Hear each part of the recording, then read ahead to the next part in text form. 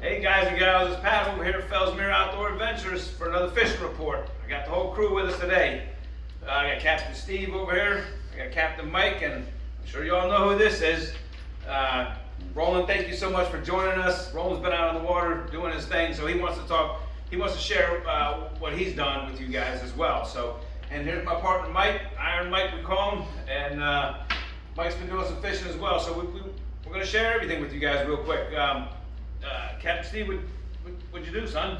Well, we've been hitting stink marsh and whatnot like everybody else, but today we hit Headwaters. Hadn't been on there in about a week.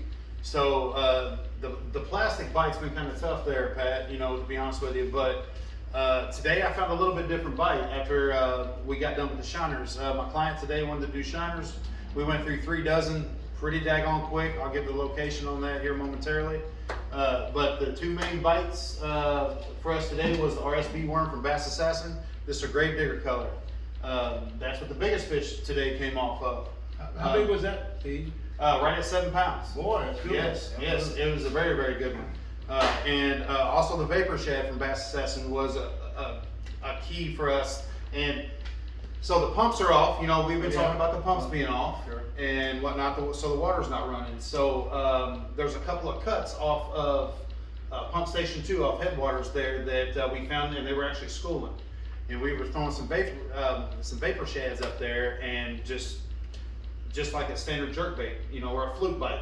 And those weightless? Yes, weightless, and they were hammering it, you know, and we caught several fish like that. Cool. Nice. Boy, that was good. Yeah, very good. What about you, Captain Mike? What you been up to, son? Oh, We ain't seen you in a while. I know. I just got out of Mike's Facebook. been doing some traveling this summer, so Yes, sir. I just got out of Facebook. been jail, surfing too. and all. I've been fishing all of them really, but I tell you what, specifically Three Forks and Kenansville, because it's just mine. I love that place. Yes, your neck of the But Kenansville was pretty fun because there was only one other boat there the other day. It was about 4 days ago, and the topwater bite early was great. It was like the old chug bug, the pop shad. The guy was using one of those big Berkeley things, looks like a Top Gun, or what do they call it? It's like those old pencil poppers used to use for bluefish. Not sure about that one. It's a big long popper bait, and they kind of glide and plop. Huh. And then we threw frog, and then the sun came up, and we just started targeting. The grass there is really big, but it's set up really nice. It's like 6-7 feet deep almost everywhere. That used to be 2 feet, and it's just clumps. Wow. And we're just pitching clumps, and did that for about 4 hours, and ran over into Stick Marsh and fished. And then the next 2 trips I had were out in Three Forks, and Three Forks is just outrageous. I mean, there's every grass there right now. There's good hydrilla, good eelgrass. The water moving through actually wiped out a bunch of those lily pads that were busted up in the middle lake. Yeah. And so, and the water moving scoured the ditches that the water followed. So there's the shell beds are real fresh. Oh. And I kind of keyed in on 7 feet of water. I would, even when the water was coming in, we didn't fish the direct water. We were out on the edges of where the water was banging up on it. Right. And got a 7.5 on a 3/8 inch jig with a Whoopah craw, and then that it looks like I don't even know what color it was. Is it that It's like- roadkill color? Yeah, roadkill. Yeah. Oh, what? It was cool, and the guy. That's a Bass Assassin bait, right? Yeah. Yeah. Yeah, that roadkill. Yeah. Yeah. And the guy was from Ohio, and I guess everybody throws jigs. Your roadkill, man. But he, Roadkill. Yeah, that's he good. did I good. love that color. But I tell you, Kenansville is shaping up. I mean, we fish you know, when you just dump in, I go on my airboat, so it's different than everybody else, but I'm fishing right when I come in. And that whole area that's normally, you can see where there's the ditch and then the hump is like 2 feet deep with grass. And that pop shad was just noxious. Right there on the hump. Yeah, Right. the whole way down, all the way to where almost to the ramp. And then we fished out and around, went in where the water was coming in from the ranch, and probably caught another 20. Wow.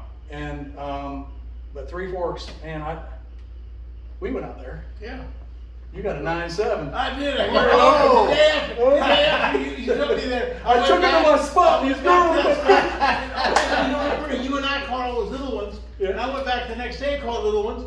and I just threw a chatterbait out there out of nowhere, and all of a sudden I kept this 9 I did not hear thank you, Mike, on the Thank you, wrong Mike. Wow. No, but I'm telling you, it is absolutely, even in the far lakes, and you can only get to with an airboat or a mud boat right now just because of the vegetation. But those back lakes are crystal clear, 6 foot deep hydrilla.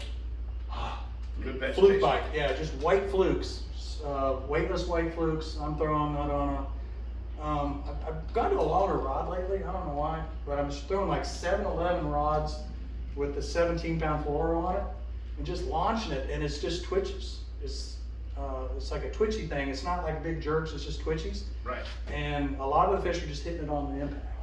But those fish have been starved for 4 months because it was Really, just yeah. all. I mean, not starved, but they haven't been hit because. Not a whole lot of pressure. I mean, the No. water's been so low in there. Now that it's No. on, we can get the bass boats can get back there. But So it's yeah, that's a good thing. yeah. And the front had so much water moving that it was kind of silted, but they're there. You know, on those willow trees. I marked a bunch of fish. I didn't fish it, but I just marked them to see if they're still there. And anywhere you go in Three Forks right now, you can just be a hero. Oh, Nice. square bill crankbait. It was Oh. on. Color? Chartreuse. Chartreuse. Nice, Yep, nice. chartreuse. Nice. So that's what I did. Okay. Come on, Roland. Well, I tell you, I just gotten back from Montgomery. I did a eulogy for Ray Scott, Johnny Morris, and Nice. Bill Nance and I. We did a big church deal. Anyway, I'll get back yesterday. Had a guide party. And I was there at the stick marsh. And I pulled in at 9 o'clock. Now I'd caught some at that other pump, but at 9 o'clock I pulled in. We took the Carolina rig, and we really stroked it. That guy caught 10 in a row. What was that big fish you got? It was 8-4. Yeah, I saw It that. was Wow, 8-4, nice. and you were leaving just at the time. And thanks for getting my marker back. But anyway, what the deal was, in that heavy current, it was pumping really good water. We were taking a heavy 1 ounce weight on a Carolina rig with a Cinco, nice big long Cinco, 6-inch Cinco, and just kind of just dragging it. Now here's the thing about Carolina rig. If you jerk it and pump it, that's not the deal. What you want to do is drag it and just let it bump on the bottom. That heavy weight just bump, gravelly, just bumpity, and all of a sudden it surges off.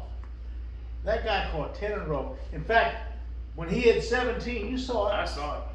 That was He had only missed 2, and he had 15 bass out of 17 casts. Wow. That's pretty good. Yeah. That was him. That was him. She caught him too. She was catching him, I was catching him. But the point was, we really had the right deal.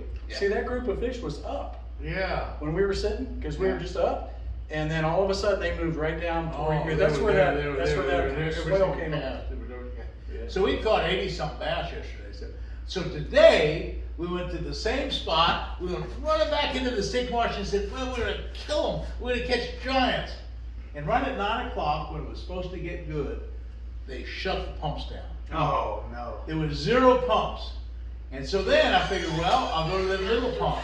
And we went to the middle pump, and that was running, but there was little fish.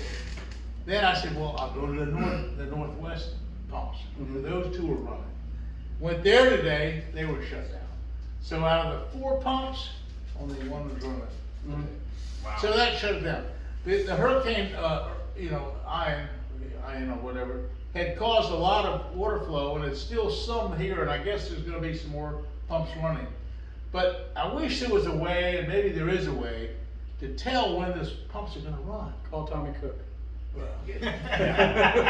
Because if you could ever figure that out, that's the golden rule, right Well, there. You know why? Because Sanford's still underwater, and they got to stop. Oh, yeah. it was Yeah, that water goes straight to Now, here's another thing I did today, and I did catch some 5-pound fish. I have a little Spro Pop 80. It's a little plug, and I throw it on 20-pound mono. And what I do, and I did it up there where we were yesterday, and I did there today, and also in the north end. I throw it out there on those edges and let it sit. And 5 or 6 of those better fish, those 4- and 5-pound fish today, would hit it when it was all the rings had died away, and I hadn't moved the lure 1 little inch, and then just suck it down like a bluegill. And we caught like Wow. 5 or 6 pretty decent bass on the top thing. It is. So that's kind of a strange deal. But anyway, that's my story. It was good. Yeah, it was good. I know, cause when I pulled up and I went to get your marker, I marked those fish, and that was a there. group of fish. I mean, that was a big group of fish. Love fish. But It's incredible. It's amazing how many fish were caught. There was. I think you guys were definitely catching the most of them.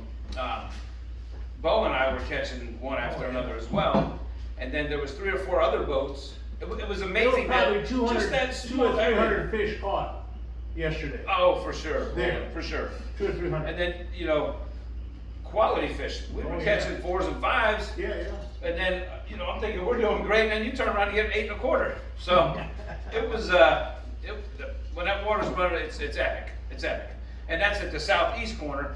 But then that pump station that's on the east side, which we stopped at, and on them shell beds. And usually, I think those got beat up pretty good over the last 2 weeks. Now, Mike, Mike, you probably know, how many different pump stations, if you're talking about this whole St. Johns River Marsh, and talking about moving water, how many different opportunities do we have?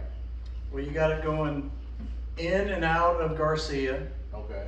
in and out of Stick Marsh, in and out of Three Forks, So all those, it's like, in and out of Blue Cypress, and they're all good. and in and out of Fellsmere. Every single one of them. Every one of them. Yep. I mean, you can't go wrong. And you can go to any other lake. You can go to Toho. You can go to the Toho chain, do the same thing. Because each one of those lakes in the Toho chain are like 4 and 5 together. Yeah. It's just duplicatable. Right. I haven't been to Walking Water yet. I don't know what you're doing next week. We gotta go. Because you know what? This is that time of year for Walking Water. And that water's coming in at one end of the swamp and going out of the other. And that would be like, Moving water is the key. I don't know, man. It's hard to leave these lakes here. I know, but Hard to Walking leave these Water. lakes. But tomorrow.